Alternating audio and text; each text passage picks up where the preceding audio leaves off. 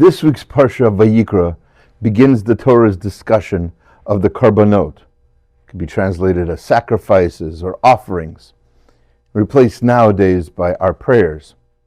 And amongst those offerings, amongst those Karbanot, almost all of them are described at the end as a reach nichoach laHashem, a pleasing smell to Hashem.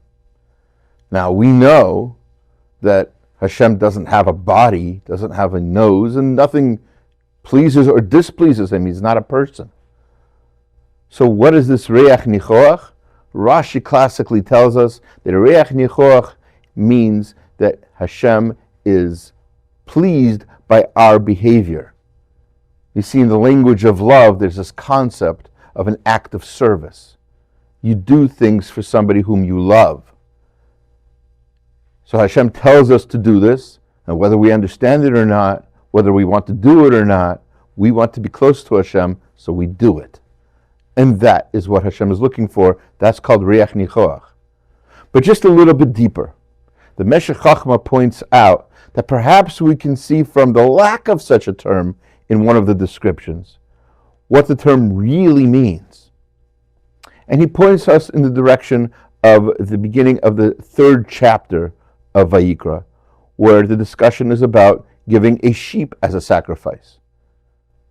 And regarding that particular offering, regarding that korban, the Torah concludes without mentioning that it's a reach nichoach for Hashem.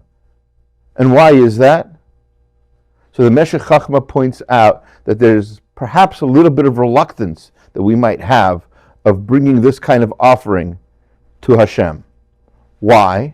Because part of this offering is an ola shlamim. We completely burn up the animal, don't use it, don't eat it. And one of the things that's put in that pile of meat that's burnt up is the tail of the sheep. And a sheep's tail is supposed to be very delicious. Good day, Mr. Sheep's Butt. Ram's bottom. Oh, yeah, like that's any better. For people who eat sheep, the tail is supposed to be one of the best parts. It's prime real estate. And yet we burn it up, we destroy it. And a person might see that, might be a little bit reluctant. But you see, that's not reich nichoach then. It can't be a reich nichoach. You can't be all in if you have any bit of reluctance, if there's any kind of hesitation. When we show Hashem how much we love Him, we do it with our full heart. Any little bit of reluctance, of passivity on our part, shows that we aren't really all in, and we have to be.